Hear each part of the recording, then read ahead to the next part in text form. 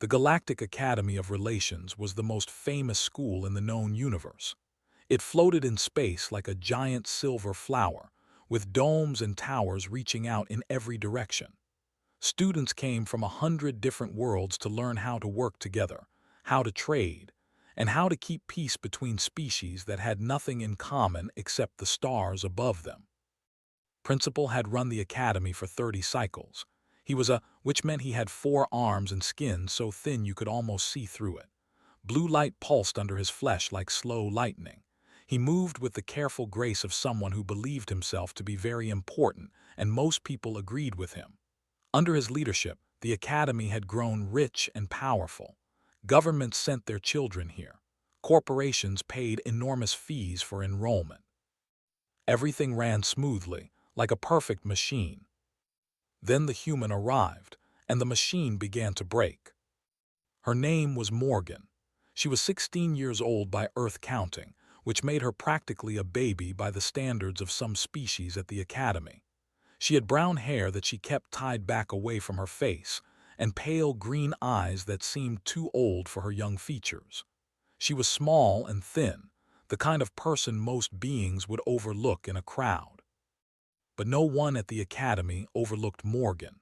There was something about her that made other students step aside when she walked down the corridors, something that made instructors pause mid-sentence when she entered their classrooms. It was not fear exactly. It was more like the feeling prey animals get when a predator walks past, even if that predator shows no interest in hunting. Came from Earth. More specifically, she came from a colony on the outer edge of human space, a rough world called New Providence that most galactic maps simply marked with a warning symbol. Category 12, the highest danger rating the classification system allowed. Were planets where everything seemed designed to kill intelligent life. The gravity was too strong or too weak. The atmosphere was poison or fire or acid. The native creatures were monsters of tooth and claw and venom.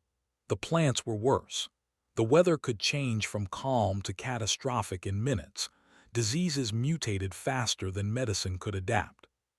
Humans came from the original, a planet called Earth that had produced more extinction events than most species could imagine surviving even one of. They had spread to other because, for some reason that's still argued about, they actually seemed to like the challenge. The beings who grew up on such worlds were different. They had to be. They learned to watch everything, to trust nothing, to adapt instantly to any threat. They developed reflexes and instincts that other species found disturbing. They could go from peaceful to violent in the space between heartbeats and back again just as fast. Morgan had all of these qualities, but she also had something else that made her unique among the Academy's students. She never spoke. Not a single word since the day she arrived. She attended her classes in silence. She ate her meals alone in silence. She walked the corridors in silence. When instructors asked her questions, she would write her answers on a tablet, her handwriting small and precise. When other students tried to talk to her, she would simply look at them until they went away. Counselor Myra was the first to raise concerns. She was a species covered in soft feathers that changed color with their emotions. Her feathers had been shifting to anxious shades of gray ever since enrolled. 17 days, Myra said during the morning staff meeting. 17 days without a single spoken word. I have reviewed every recording, every interaction. She does not speak to anyone, not even when she is alone in her quarters. Principal listened with his 4 arms folded across his chest. Perhaps she is damaged. They produce many such cases. Beings who have witnessed too much violence experience too much loss. Their minds break in ways we cannot easily repair. Her psychological profile suggests otherwise, Myra replied. She shows no signs of trauma response, no elevated stress indicators, no avoidance behaviors beyond the silence itself, and her academic performance is remarkable. She scored perfectly on every examination so far, perfectly Principal, in subjects she supposedly never studied before arriving here. Vice Principal Thorne shifted in his seat. He was a massive and powerful, with skin like gray stone and eyes like chips of black glass. You are suggesting she is not damaged but dangerous. I am suggesting we do not know what she is, Myra said, and that concerns me greatly. The others at the table exchanged looks. Director Sung, the eldest among them, released a cloud of thoughtful pheromones. His species, the Pelions, communicated mostly through chemical signals, and his current emission translated roughly to uncertainty mixed with caution. Principal made his decision quickly, as he always did. Schedule a formal inspection. I want her evaluated by our best medical staff, full psychological workup, genetic analysis, everything. If there is something wrong with this human, I want to know what it is before it becomes a problem. He pressed a button on his desk, bringing up file on the wall display. Her image stared back at them, those pale green eyes revealing nothing. We have a responsibility to our other students, continued. Their families pay extraordinary fees for the privilege of sending their children here. They expect safety. They expect quality. They do not expect to have their offspring sharing classrooms with some silent creature whose motives and capabilities remain unknown. And if the inspection reveals nothing wrong, Myra asked, then we will find another reason to remove her. A human from a Category 12 world has no business being here in the first place. I do not know how her application was approved, but I intend to correct that mistake. What none of them knew was that stood just outside the conference room door during this entire conversation. The door was thick and supposedly soundproof, but humans had evolved to hear the soft footsteps of predators in the dark. A little bit of muffled speech was nothing. She listened to every word. She memorized every voice. She noted the particular way Principal spoke about her, the casual cruelty in his tone when he called her a mistake that needed correction. When the meeting ended and the staff began to file out, was already gone. She moved through the corridors like a ghost, drawing no attention, leaving no trace. She had learned how to do that on New Providence, where being noticed often meant being eaten. She returned to her small quarters and sat on her bed in the darkness. She did not turn on the lights. She did not need them. Her eyes had adapted to darkness long ago, in caves where bioluminescent predators hunted anything that made a sound. Morgan had come to the Galactic Academy with a purpose. She had stayed silent because silence was safer. Silence let you listen. Silence let you learn. Silence let people forget you were there while they said things they should have kept secret. Principal thought she was a problem to be corrected. He had no idea how right he was, just not in the way he imagined. She was going to correct many things at this academy, and when she was finished, no one would ever call her a mistake again. The inspection was scheduled for the next morning at exactly 9 standard hours. Received the notification on her personal tablet while she was eating breakfast alone in the corner of the dining hall.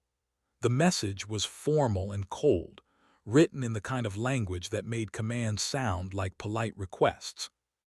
She read it once, deleted it, and continued eating. Around her, hundreds of students from dozens of species talked and laughed and argued over their meals. None of them sat near her. There was an empty circle around her table, as if an invisible barrier kept everyone at a distance. Did not mind. She had work to do, and solitude made that work easier. The night before, after overhearing the staff meeting, she had spent 6 hours accessing systems she was not supposed to know existed. The Academy's computer network had multiple layers of security, each one designed by a different species using different logic. Most hackers would need specialized teams and expensive equipment to break through even the outer defenses.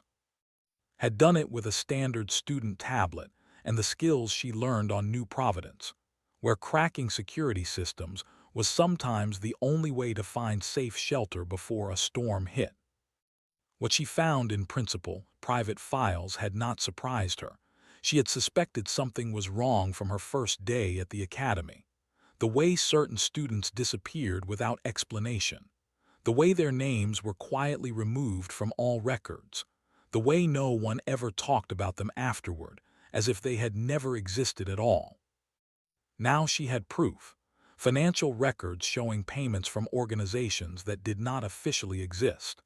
Communication logs with buyers who referred to students as merchandise.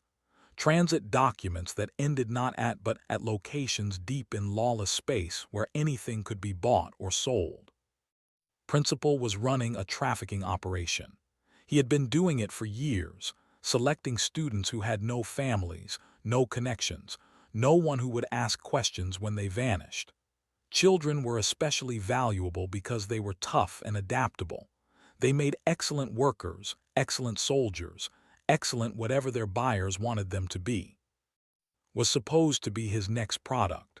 That was why he wanted her inspected. He needed to confirm she was healthy enough to sell. She finished her breakfast and walked to the principal's office building. The corridors were quieter here, away from the student areas. Administrative staff moved past her without meeting her eyes. They had already heard about the strange, silent human who was being evaluated for removal. The office itself was large and impressive, designed to intimidate visitors. The walls were decorated with awards and certificates. The furniture was made from materials imported from a dozen different worlds. The window behind the principal's desk showed a stunning view of the surrounding stars. Principal sat behind his crystalline desk with his four arms arranged in a position that conveyed authority. Vice Principal Thorne stood to his left, his massive stone body blocking most of the light from the window. Director Sung floated in a hover chair to the right, his ancient body too frail for standing, but his chemical signals sharp with attention. They all watched as she entered and sat in the single chair placed in the center of the room. The chair was lower than it should have been, forcing her to look up at the administrators. A small psychological trick designed to make her feel small and powerless. Felt neither of those things. She had faced creatures on New Providence that could bite through steel. 3 bureaucrats in fancy clothes did not impress her. "Morgan," Principal began. His voice echoed slightly in the large room. "You have been a student at this academy for 17 standard days. In that time, you have refused to speak to any member of our staff or student body. This behavior is unacceptable and disruptive." Looked at him and said nothing. "We have brought you here to determine the cause of your silence," continued. "Our counselors believe you may be suffering from psychological damage common to survivors. If this is the case, we have resources that may help you, but we cannot help if you refuse to communicate." Behind his calm words could hear what he really meant.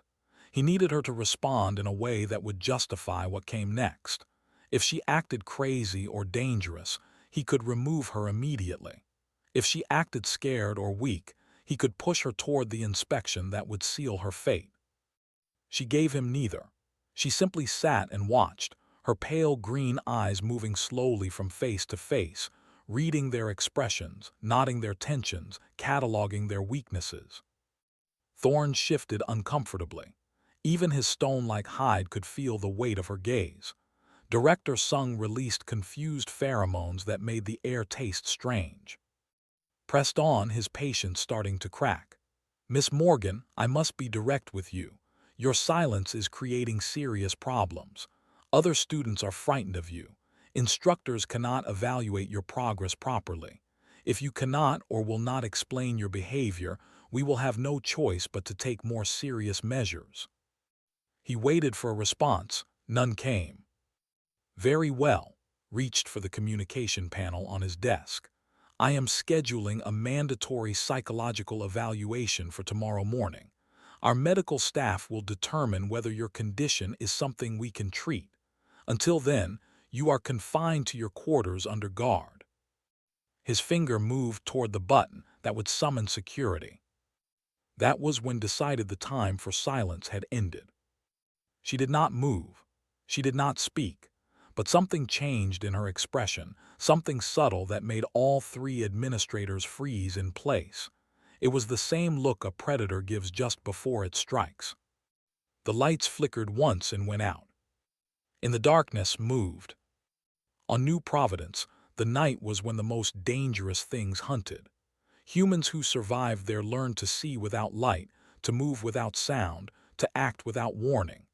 They learned that hesitation was death and that speed was life. Crossed the room in less than 2 seconds.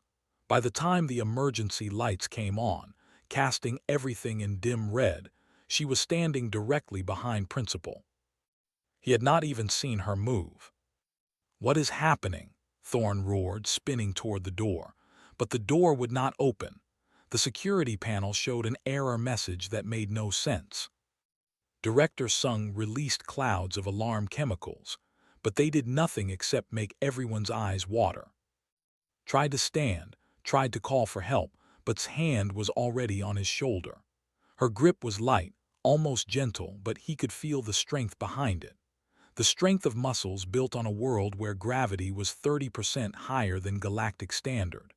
The strength of fingers that had climbed cliffs and wrestled predators and dug through rubble after earthquakes.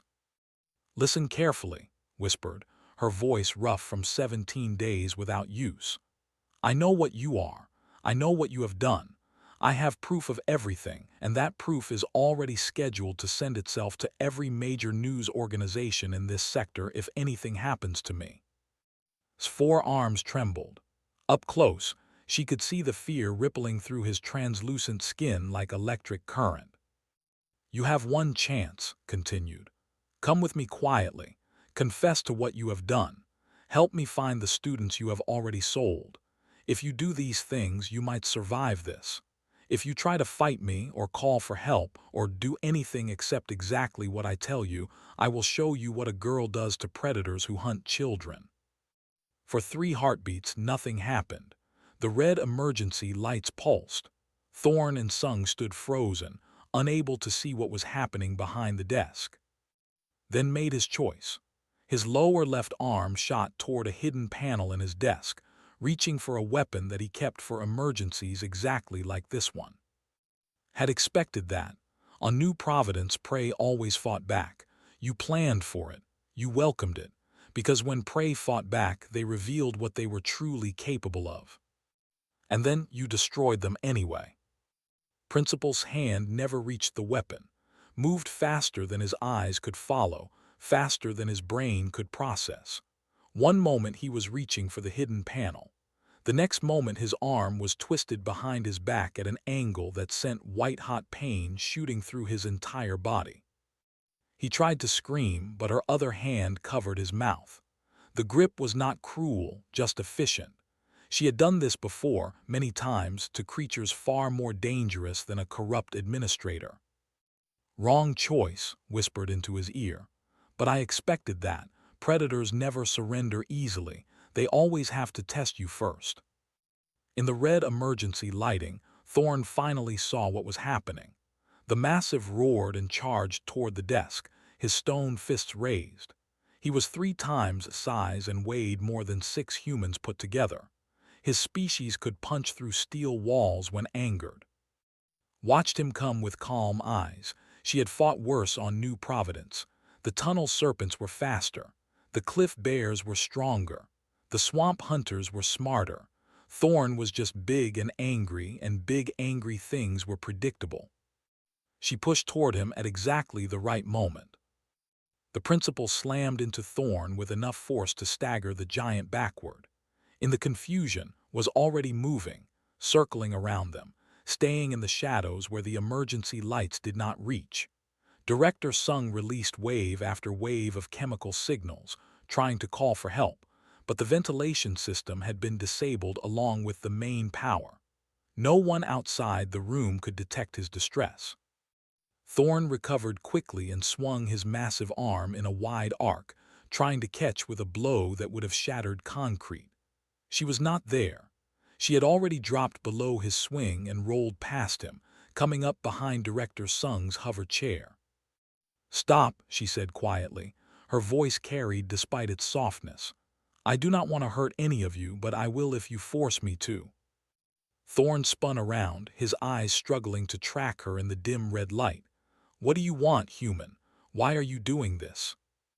Because your principal sells children to slavers. Because 17 students have disappeared from this academy in the past 6 cycles, and no one asked questions. Because I was supposed to be number 18. She let those words sink in. Director Sung's chemical signals shifted from alarm to confusion. Thorne's aggressive posture weakened slightly, uncertainty creeping into his stone features. Pulled himself to his feet, clutching his twisted arm. She is lying. She is clearly disturbed, dangerous, exactly as I warned you all. We must subdue her before she hurts someone. I have proof, said. Financial records, communication logs, transit documents, everything stored in encrypted files that your technical staff could not find in 100 years of searching. Do you want to see them? I can show you exactly what your principal has been doing while you look the other way. Sung released a questioning chemical burst.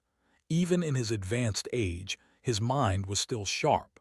He had wondered sometimes about the students who left suddenly, the ones whose families were never contacted, the ones whose records seemed to vanish overnight.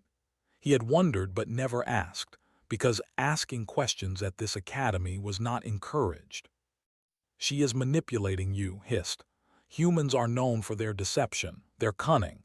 You cannot trust anything she says. Then check the files yourself, replied. 3. Server Node 7, Directory Path Alpha 779. The password is the date your principal joined the syndicate network, 15 cycles ago. He thought no one would ever guess it because he buried that date so deep in false records that it would take decades to find. She paused, letting her words echo in the silent room. It took me 3 days. The color drained from translucent skin. How could she know that? How could anyone know that? He had built his operation so carefully, hidden it behind so many layers of protection. No one should have been able to find it, least of all a silent human child who had been at the academy for less than 3 weeks. He looked at Morgan with new eyes, seeing her properly for the first time. She was not a broken survivor. She was not a confused child who needed help. She was something far more dangerous, a predator who had been hunting him from the moment she arrived. And now the trap was closed. Thorne said, his voice cracking, "Kill her. Now, I will explain everything afterward, but she cannot be allowed to leave this room alive." The hesitated. He had served loyally for many years, but there were lines he would not cross. If what she says is true. It is not true. She is a liar and a threat, and I am ordering you to eliminate her. Thorne looked at. She stood perfectly still in the red light, her pale green eyes reflecting nothing, her body relaxed but ready. She did not look afraid. She did not look like someone who expected to die. She looked like someone who was exactly where she wanted to be. No, Thorne said finally. I will not kill a child on your word alone. Let her show us the proof. If she is lying, we deal with her then. His forearms trembled with rage and fear. He could see his entire world collapsing around him. Everything he had built over decades crumbling because of one silent human girl who should have been nothing more than another product to sell. He made a decision born of desperation. The hidden panel in his desk contained more than just a weapon. It also contained an emergency transport beacon, a device that could teleport him to a ship waiting in orbit. He had installed it years ago, knowing that someday his operation might be discovered. A way out. He lunged for the panel. Had been waiting for exactly this move. She knew about the beacon because she had found it in his files. She knew he would run rather than face the consequences of his crimes. She had counted on it. Because running meant admitting guilt, and admission was almost as good as confession. She let him reach the panel, let him activate the beacon, let the transport field begin to form around him. Then she stepped into the field with him. Transport technology was not designed for multiple passengers who were not touching. The field destabilized instantly, scattering them both into emergency materialization at the nearest safe location. Maintenance 7, Compartment Delta 9. a storage room filled with old equipment and forgotten supplies. They landed hard on the metal floor, was disoriented, his physiology struggling with the rough transport, was already on her feet, her reflexes compensating for the shock. "You should have surrendered," she said, pulling a small injector from her pocket. She had taken it from the medical supplies during her second week at the academy, just in case. "Now we do this the hard way." Tried to fight. He was larger than her, older than her, more experienced than her in so many ways. But none of that mattered against someone who had grown up fighting for survival every single day of her life. The injection took effect in seconds, a sedative designed for species far larger than. 4 arms went limp, his translucent skin dulled, his eyes closed. Bound him with cables she found in the storage room, making sure the restraints were tight but would not cause permanent damage. She needed him alive. She needed him to testify. The evidence she had gathered was damning, but a confession from the principal himself would seal the case beyond any doubt. She sat down on a crate and waited. Above her, in the principal's office, chaos was unfolding. Thorne had finally managed to override the door locks. Security teams flooded the building. Director Sung was explaining what had happened in rapid chemical bursts that left everyone confused and alarmed. The silent human girl had vanished along with Principal, and no one had any idea where they had gone or what would happen next. But knew, she always knew, because Anna, you learned to plan 3 steps ahead or you did not live long enough to learn anything else. The hunt was almost over. Now came the hardest part, making sure the truth could not be buried, the victims could not be forgotten, and the guilty could not escape. She had been silent for 17 days. Soon, very soon, she would speak again, and when she did, the entire galaxy would hear her. The Galactic Peacekeepers arrived at the Academy 6 hours after Principal's disappearance. Their ship was a sleek gray vessel that docked at the main port with mechanical precision. Armored soldiers poured out in neat lines, securing corridors and questioning anyone they encountered. Commander Drake Hayes led the investigation personally. He was a human, one of the few in the peacekeeper ranks, which meant he had spent his entire career proving himself twice as hard as anyone else. 40 years of service had turned his hair gray and his patience thin. He had seen strange things in every corner of the galaxy. He thought nothing could surprise him anymore.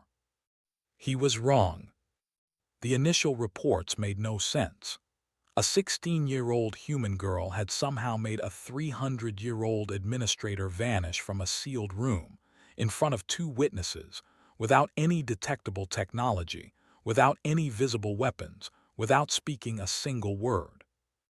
Vice Principal Thorne gave his statement in a voice that still shook despite his stone-like body. Director Sung communicated through chemical signals that had to be translated by a specialist. Both of them described the same impossible events. The lights going out, the human girl moving faster than they could track, Principal gone in seconds. Hayes reviewed the security recordings himself. The cameras had captured nothing useful, just darkness, then emergency lighting, then an empty chair where the principal had been sitting. The human girl was visible only as a blur, a shadow moving at speeds that seemed wrong for any biological creature. She came from a Category 12, his second-in-command noted. New Providence. Reports say the gravity there is 30% above standard, the atmosphere requires constant filtering, and the native predators have a confirmed sapient species kill count in the thousands. "I know what are," Hayes replied. "I know what they produce, but this goes beyond enhanced reflexes. She disabled security systems. She blocked communications. She vanished the principal without leaving any trace. That takes more than strong muscles and fast reactions. Should we consider that she might be enhanced, cybernetic modifications, genetic engineering?" Hayes shook his head. Her medical scan came back clean, completely baseline human except for the adaptive changes common to populations. Whatever she is, she earned it the old-fashioned way. He stared at the frozen image of Morgan on his display. Pale green eyes, brown hair, a face that could have belonged to any teenager from any human colony in the galaxy. Nothing special, nothing remarkable. And yet everyone who had encountered her described the same feeling, that she was something more, something dangerous, something that made ancient instincts scream warnings even when there was no visible threat. "Bring her to me," Hayes ordered. "I want to talk to her myself." Had been waiting in a holding cell since the peacekeepers arrived. She had returned to the principal's office an hour after the incident, walking calmly through the chaos as if nothing had happened. Security had detained her immediately, but she offered no resistance. She simply sat in the cell with her hands folded in her lap, her eyes closed, her breathing slow and steady. She looked up when Hayes entered the cell. He pulled up a chair across from her and sat down heavily. The door closed behind him, leaving them alone. For a long moment, neither of them spoke. Hayes studied her face, looking for any sign of what she was thinking. He found nothing. Her expression was blank, neutral, giving away absolutely nothing.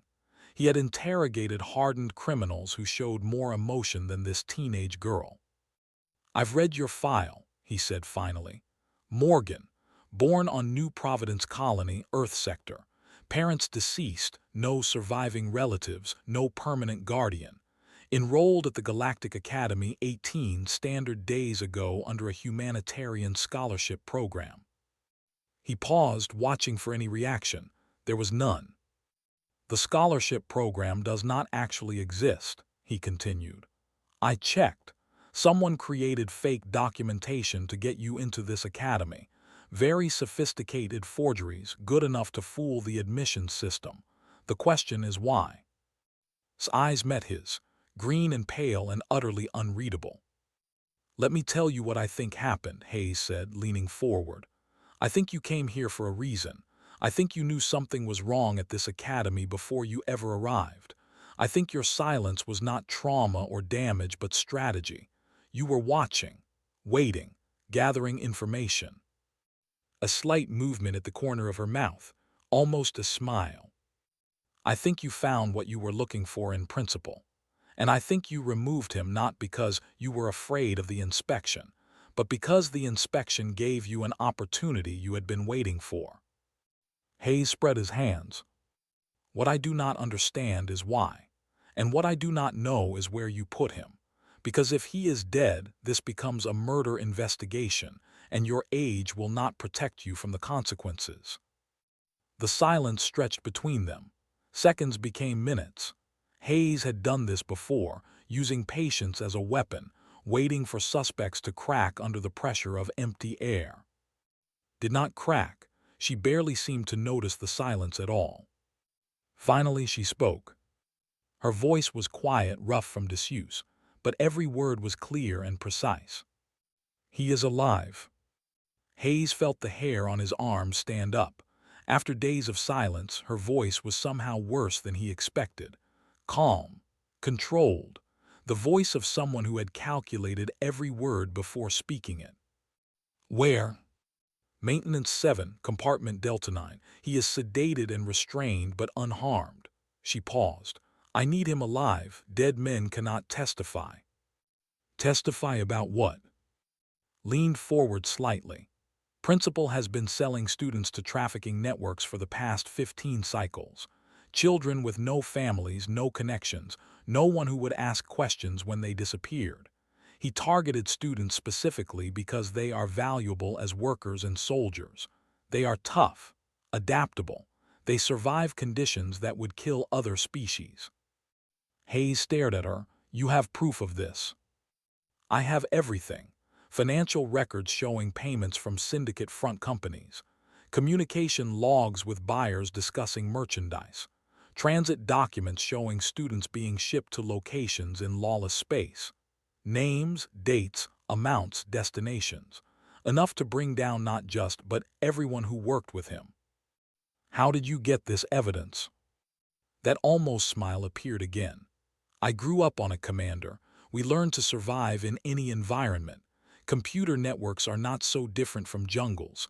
Both have predators, both have prey, both have paths that only the patient can find.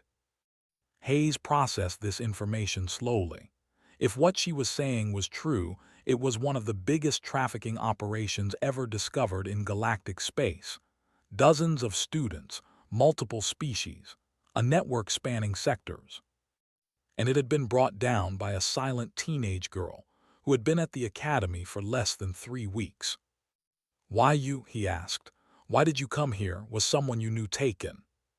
His expression flickered for just a moment, a shadow of something that might have been pain.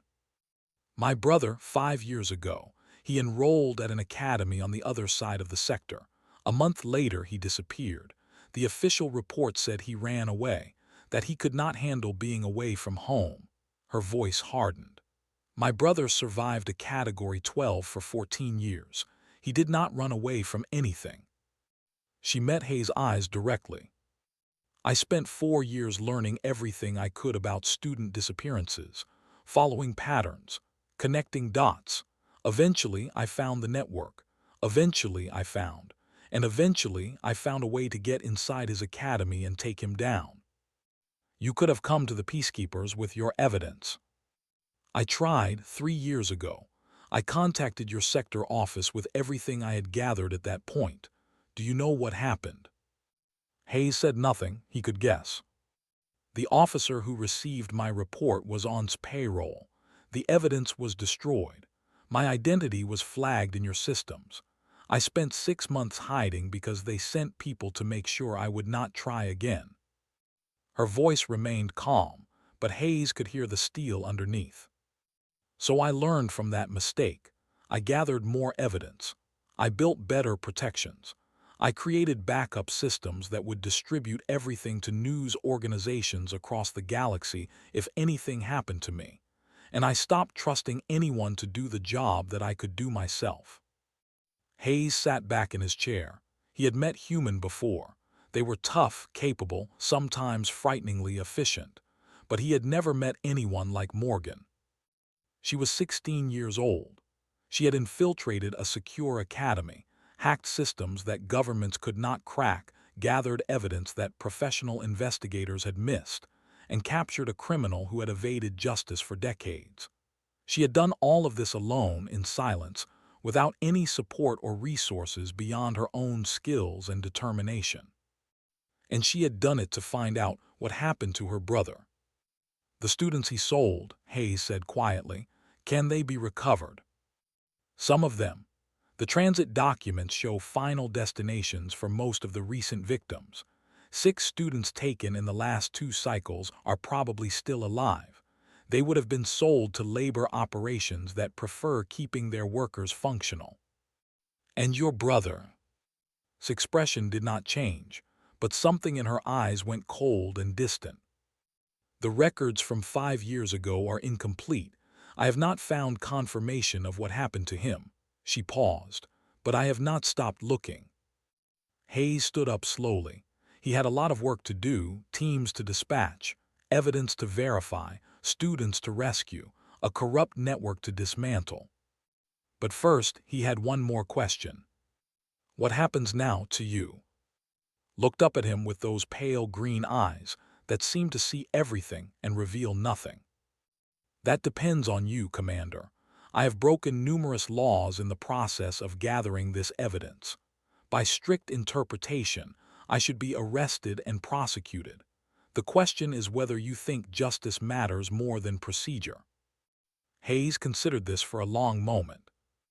"Wait here," he said finally. "I need to make some calls." He walked out of the cell, leaving alone with her silence once again. But this time, the silence felt different. It was not the silence of waiting. It was the silence of victory, still and complete and absolute. She had done what she came to do.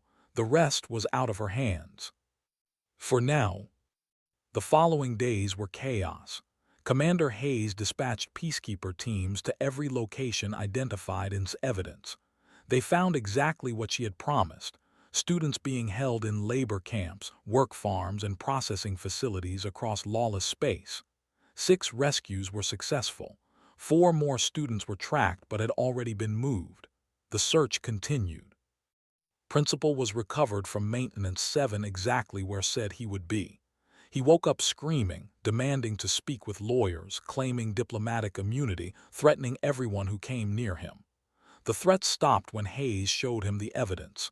Every file, every transaction, every name and date and payment. Confessed within an hour. He gave up the names of his partners, his contacts, his buyers. He revealed hidden accounts containing decades of dirty money. He identified students who had been sold years ago, providing details that might help find them even now. By the time he finished talking, the peacekeepers had enough information to dismantle trafficking operations in 7 different sectors. The news spread across the galaxy like wildfire. Every major network carried the story. A corrupt principal at one of the most prestigious academies in known space, selling students to criminals for over 15 years. The outrage was enormous. Governments demanded investigations. Families demanded answers. Students at the academy demanded justice. And through it all, Morgan remained silent. She stayed in her holding cell while the investigators worked. She answered questions when asked directly, providing additional details about the evidence she had gathered. But she did not volunteer information. She did not give interviews. She did not participate in the growing media frenzy that made her name famous across the stars. She simply waited. Commander Hayes visited her on the 5th day. He looked tired, worn down by the endless work of processing arrests and coordinating rescues and managing the political storm that had engulfed his department. But there was something different in his expression when he looked at her, something like respect. "The Galactic Council wants to give you a commendation," he said, settling into the chair across from her. "Highest civilian honor for contribution to public safety. There would be a ceremony, speeches, your face on every news feed in the sector." Shook her head slightly. "No. I told them you would say that." Hayes almost smiled. They were not happy. Politicians like ceremonies. They like standing next to heroes and pretending the heroism was their idea. "I am not a hero. I am someone who wanted answers and did what was necessary to find them." Some would say that is exactly what makes a hero. Did not respond to that. Her eyes drifted to the small window in the cell wall, looking out at the stars beyond the academy's hull. "What about my brother?" she asked quietly. "Did you find anything in records?" Hayes hesitated. This was the part of the conversation he had been dreading. "We found a file. Transaction records from 5 years ago. A sale to an organization called the Outer Reach Collective. They operate mining operations in the Deep Rim, places where labor laws do not exist and oversight is impossible." His expression did not change, but Hayes saw her hands tighten slightly in her lap. "We tracked the collective's movements as far as we could," he continued. "The trail goes cold about 3 years ago. The organization dissolved, reformed under a new name, scattered across a dozen different operations. Finding individuals who were part of the original workforce would take years, maybe decades. But it is possible. It is possible, not likely but possible." Nodded slowly. She had expected this answer. She had hoped for something better, but hope was a luxury that survivors learned to manage carefully. You hoped for the best while preparing for the worst. You kept moving forward even when the path seemed impossible. "I want to keep looking," she said. "I have skills that your investigators do not have. I have access to networks and contacts that took me years to build. I can go places and do things that peacekeepers cannot." Hayes studied her carefully. "You are 16 years old. You should be in school. You should be building a future, not chasing ghosts across lawless space." "I have been building a future since I was 12 years old. This is the future I built. It is the only one that makes sense to me." "And what happens when you find him, or when you find proof that he is gone?" met his eyes directly. Then I find the next child who needs help, the next family who deserves answers, the next predator who thinks they can hunt children without consequences. Her voice hardened. There are more out there, Commander. More academies, more networks, more operations hiding in plain sight. Someone needs to stop them. That is our job. Then let me help you do it. Not as an official agent, not with a badge or a uniform, but as someone who can go where you cannot and see what you cannot see. Someone who knows how predators think because she grew up among them. Hayes was quiet for a long time. Everything about this situation violated protocol. She was too young, too unofficial, too dangerous. The proper response was to thank her for her service, process her for the laws she had broken, and send her back to whatever guardianship system would take responsibility for her. But Hayes had been doing this job for 40 years. He knew the difference between rules and results, and he knew that sometimes the best tools for fighting monsters were people who understood what it meant to survive in a world full of teeth.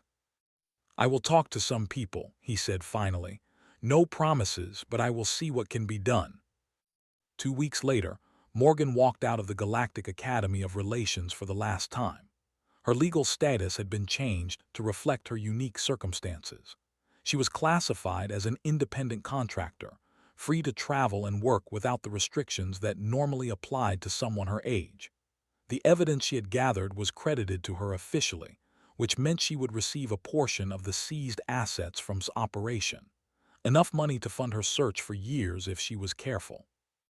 She stood at the observation window in the departure lounge, watching the academy grow smaller as the transport ship pulled away. Hundreds of students were still there, continuing their education under new administration.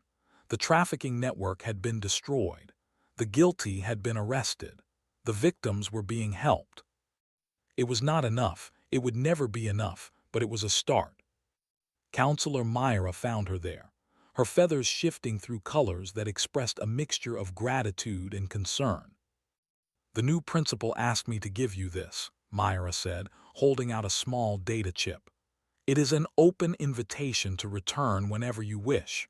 As a student, as a guest, as whatever you want to be, you will always be welcome here. Took the chip and slipped it into her pocket. Thank you. Will you come back? Maybe someday, when I find what I am looking for. Myra's feathers turned a soft shade of blue. I hope you find him, your brother. I hope you find all of them. So do I. The transport ship jumped to hyperspace, and the academy disappeared in a flash of light. Settled into her seat and pulled out a tablet, already planning her next move. She had leads to follow, contacts to reach, places to investigate. The search for her brother continued. But she also had something else now. The Peacekeeper files contained information about other missing students, other suspicious disappearances, other families still waiting for answers that might never come. Had downloaded everything she could access. Hundreds of names, hundreds of faces, hundreds of stories that deserved endings. She could not save everyone, she knew that. The galaxy was too big, the predators too many, the darkness too deep. But she could save some. She could bring justice to some. She could give answers to some families who had spent years wondering what happened to their children. On New Providence, survival was not just about keeping yourself alive.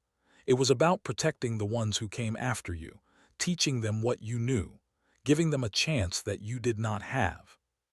Morgan had survived the worst planet in human space. She had survived the loss of her parents, the loss of her brother, the loss of everyone and everything she had ever loved. She had survived alone, in silence, with nothing but her skills and her determination and her refusal to give up. Now she was going to make sure others survived too. The transport ship carried her deeper into the galaxy, toward dangers she could not predict and answers she might never find. Behind her, the Academy continued its work, forever changed by the silent girl who had walked through its halls and refused to look away from the darkness. Commander Hayes added a final note to her official file, before closing it for the last time. 3 words that said everything that needed to be said. Do not underestimate. Somewhere in the vast emptiness between stars, Morgan read that note and allowed herself a small smile. Then she turned back to her tablet and continued her work. The hunt was far from over.